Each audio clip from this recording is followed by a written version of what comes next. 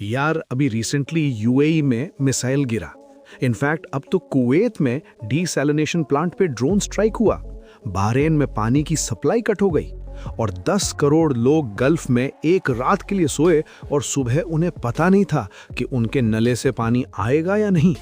और इस सब के बीच एक कोलकाता का बंदा, फाइनेंस पढ़ा हुआ, कोई इंजीनियर नहीं, कोई साइंटिस्ट नहीं, वो 8 साल पहले से एक ऐसी मशीन बना रहा था जो इस पूरे प्रॉब्लम को इररिलेवेंट कर दे।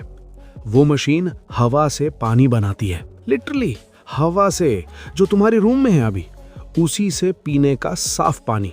एक ड्रॉप भी जमीन से नहीं, एक ड्रॉप भी समंदर से नहीं। और आज वो मशीन यूएई में लगी है, कतर में लगी है, सऊदी में क्लाइंट्स है।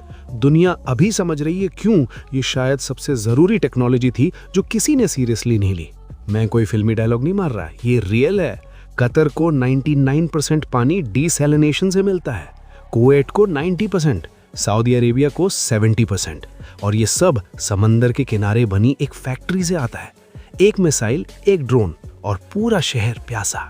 नीति आयोग की 2018 की रिपोर्ट ने कहा था 2030 तक इंडिया में पानी की डिमांड सप्लाई से 2 गुना हो जाएगी।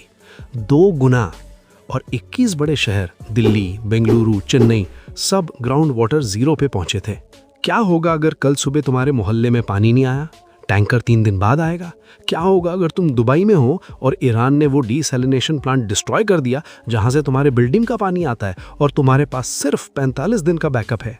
क्या होगा अगर एक गांव में मध्य प्रदेश के अंदर लोग 200 साल पुराने कुएं में इंसानी सीढ़ी बना के एक कांधों पे दूसरा उसके ऊपर खड़ा होके एक बकेट पानी लेने जाते हो और गर्मियों में वो कुआं भी सूख जाता है? और क्या होगा अगर किसी को पता हो कि हवा में इतना पानी है कि पूरी दुनिया की प्यास बुझ सके, बस उसे निकालना नहीं आता?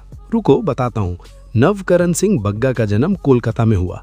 फाइनेंस पढ़ा, यूनिवर्सिटी ऑफ कैंट से अंडर ग्रेजुएट, एसपी जैन से एमबीए। फैमिली का स्टील बिजनेस था, हॉस्पिटैलिटी था। वो एक कंफर्टेबल सेट लाइफ जी सकता था, बट बचपन से एक आदत थी, वीसीआर तोड़ता था, कंप्यूटर खुद असेंबल करता था, मशीन्स में घुसता था। 2016 के एंड में वो केप टाउन की डे 0 की न्यूज़ पढ़ता है।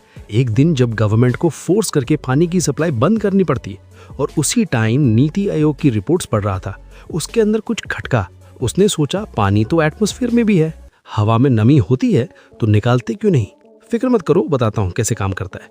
सोचो एक कोल्ड ड्रिंक की बोतल गर्मी के दिन बाहर निकालो, बोतल के ऊपर छोटी छोटी बूंदें आती हैं। वो कहाँ से आई?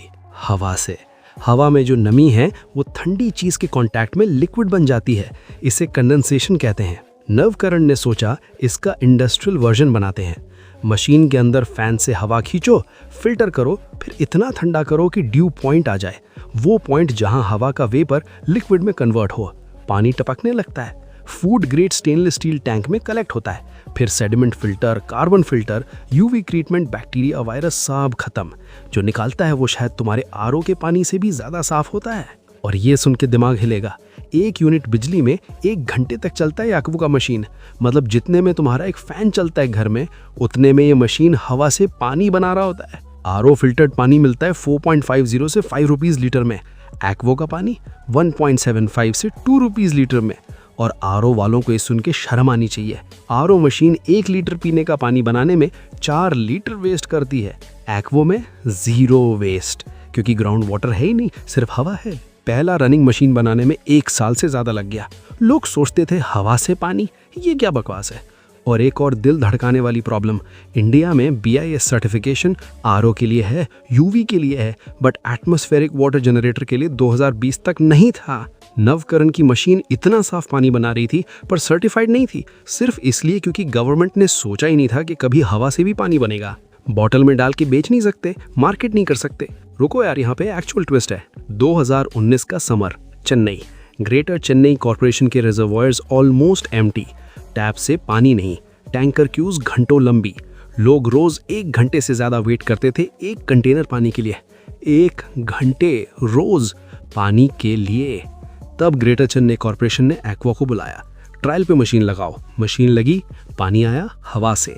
आज चेन्नई में 50 से ज़्यादा एक्वो मशीन्स है। स्कूल्स में, रेजिडेंशियल कॉम्प्लेक्सेस में एनटीपीसी ने लगाया। इंडियन ऑयल कॉर्पोरेशन हल्दिया में 6 मशीन, 900 फैक्ट्री वर्कर्स को रोज हवा से पानी। हीरो मोटोकॉर्प हरियाणा प्लांट में, लक्षद्वीप आइलैंड पे 6 मशीन्स लोकल गवर्नमेंट के साथ। और यार हडवा मंगर तो सुनना ही पड़ेगा, दमोह जिला मध्य प्रदेश। लोग एक 200 साल पुरानी कुएं में इंसानी सीढ़ी बनाते थे, एक कांधों पे, दूसरा उसके ऊपर, बकेट नीचे, पानी ऊपर।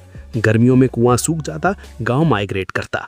मध्य प्रदेश के पब्लिक हेल्थ डिपार्टमेंट ने एक्वो से कांटेक्ट किया। एक्वो 365 के मशीन लगी, 1000 लीटर प्रतिदिन। 1000 लीटर मतलब 500 लोगों की रोज की प्यास अकेली इस एक मशीन से। आज वो गांव नहीं छोड़ा जाता, वो सीढ़ी अब किसी के कांधों में नहीं चढ़ती, अब सीधा गल्फ पे आओ। ये पार्ट जेन्युइनली स्पाइन चिलिंग है। फरवरी 28, 2026 यूएस और इजराइल ने ईरान पे स्ट्राइक शुरू की है। रिटेलिएशन में मिसाइल्स और ड्रोन्स गल्फ कंट्रीज पे आ गए। कुवैत की डीसैलिनेशन प्लांट हिट हुई। दुबई के जेबल अली पोर्ट पे स्ट्राइक, वो मैसिव वाटर कॉम्प्लेक्स से सिर्फ 20 किलोमीटर दूर था, जहां से दुबई के 160 बिलियन गैलन्स पर ईयर आते हैं। बहरीन की डीसैलिनेशन प्लांट पे ड्रोन, पहली बार किसी गल्फ नेशन ने ऑफिशियली कंफर्म किया कि उनका वाटर इंफ्रास्ट्रक्चर हिट हुआ। CSIS की रिपोर्ट के मुताबिक गल्फ के 90% डीसैलिनेटेड पानी का प्रोडक्शन सिर्फ 56 प्लांट्स करता है। 56 प्लांट्स, इनमें से एक सीरियसली हिट हो जाए, लाखों लोग हफ्ते भर में प्यासे। स्टैनफोर्ड यूनिवर्सिटी के मटीन मिरामेजानी ने डायरेक्टली कहा, अगर प्लांट सिस्टमैटिकली टारगेट हो, मिलियंस ऑफ पीपल को रीलोकेट करना पड़ सकता है। दुबई खाली, दोहा खाली, कुवैत सिटी अनइनहैबिटेबल। सिर्फ इसलिए क्योंकि सारा पानी एक सेंट्रलाइज्ड सोर्स से आता है, एक सिंगल पॉइंट ऑफ फेलियर। और यहाँ पे नवकरण की मशीन की बात अलग हो जाती है। AWG का पूरा पॉइंट ही यही है कि ये डिसेंट्रलाइज्ड है, कोई एक प्लांट नहीं है डिस्ट्रॉय करने को। हर बिल्डिंग, हर फैक्ट्री, हर गांव अपनी खुद की इंडिपेंडेंट वाटर सोर्स। हवा दुबई में भी है, कुवैत में भी है, दमोह में भी है। कोई पाइपलाइन नहीं, कोई समंदर का किनारा नहीं। एक्वो ऑलरेडी UAE में है, सऊदी में क्लाइंट्स हैं। कतर के FIFA 2022 स्टेडियम में 44 मशीन्स लगी थी और 350 से ज़्यादा का ऑर्डर था। एक बंदा कोलकाता से 2017 से बोल रहा था, हवा से पानी निकालो, किसी एक चीज़ पे डिपेंड मत रहो।